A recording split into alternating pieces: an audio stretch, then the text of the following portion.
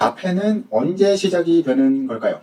자폐의 원인에 대해서는 이겁니다 라고 현재로서는 사실상 알려진 게 많이 없죠. 하지만 원인이 되는 위험 요소들은 여러 논문을 통해 밝혀진 부분들이 많아요. 유전적인 이유도 있을 것이고 환경적인 이유도 있을 것이고 이 부분에 대해서는 이제 위험 요소가 너무 다양하다 보니 따로 영상으로 다루도록 하고요. 오늘은 이런 원인 요소들로 인해서 언제 어떻게 자폐의 뇌로 발달을 하는지 논문들을 통해서 살펴보도록 할게요.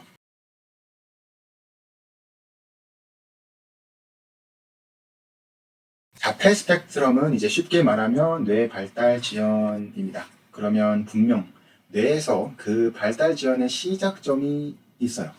그 시작점을 잘 보여주는 논문들이 오늘 소개해드릴 뇌 발달 시기에 신경세포들의 이동 현상을 보여주는 자료들입니다. 저번 영상에서도 언급했다시피 엄마의 몸 안에서 아이가 수정이 되고 나면 이제 태아가 발달을 하기 시작합니다. 이때 당연히 뇌도 함께 발달을 하게 되는데 가장 중요하게 눈여겨야 할 건 임신 기간 중 12주에서 24주 차 때입니다. 왜 그런가 하면 이때 신경세포들의 이동이 일어나게 돼요. 이제 백질에서부터 회백질까지 이동을 하게 되는데 이때 신경세포들의 이동이 자폐의 뇌를 결정짓는 가장 중요한 부분이라고 생각하시면 돼요. 여기 이제 도표를 보게 되면 이제 피질의 여러 층들이 보이고 세포들이 시간의 지남에 따라 위쪽 피질층으로 이동하는 게 보이고 점점 그 신경세포들의 이동된 숫자가 많아지는 게 보이시죠? 이게 정상적인 세포들의 이동인데 여기 이제 자폐의 뇌와 비교를 해보면 정상적인 뇌의 발달에서는 신경세포들이 백질에서 회백질로 다 이동이 되므로 백질에는 이제 세포들이 거의 보이지 않는 반면 자폐의 뇌에서는 세포들이 거의 이제 백질에서부터의 이동이 이루어지지 않았고 제일 바깥쪽의 회백질의 층에는 거의 신경세포들이 없는 걸 볼 수 있어요.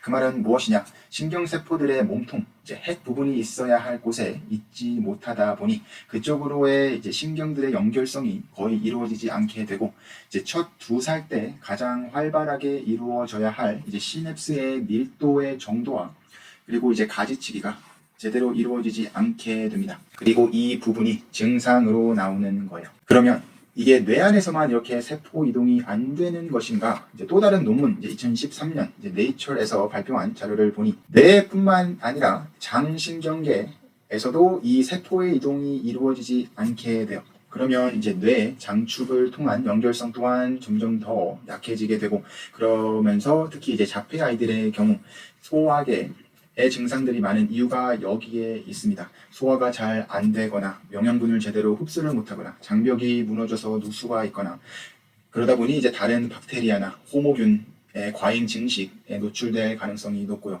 신경 전달 물질의 분비가 제대로 이루어지지 않게 되는 등의 증상들도 뇌 발달의 지연의 증상과 함께 나타나게 되는 거예요. 그래서 특히 발달 지연의 아이들의 경우 단순히 유산균을 먹인다고 그 증상들이 호전이 되지 않는 이유가 여기에 있습니다. 좋은 유산균들이 부족해서 나타나는 현상이 아니라 신경세포들 자체가 이동해야 될 때 이동이 되지 않고 필요한 곳에 있지 못하다 보니 뇌와 장을 연결하는 축이 제대로 작동이 안 됨으로써 다양한 증상들이 나타나게 되는 거예요.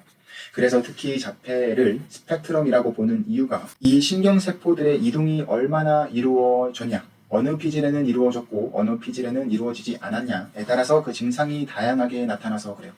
그래서 자폐 치료의 관점에서 보았을 때 단순히 증상을 타깃하는 방법보다는 신경학적으로 접근해서 신경학적인 재활이 들어가야 되고 그와 더불어 대사적인 부분, 특히 이제 장 내의 건강을 최적화시키고 유지할 때 가장 큰 효과를 볼 수 있다고 생각을 하는 이유입니다. 이 세포의 이동이 이루어지지 않는 원인에 대해서는 또 다양한 논문에서 찾아볼 수 있기 때문에 그와 관련된 부분은 이제 다른 영상에서 집중적으로 다루도록 할게요. 오늘도 시청해 주셔서 감사하고 궁금한 점 댓글로 남겨주세요.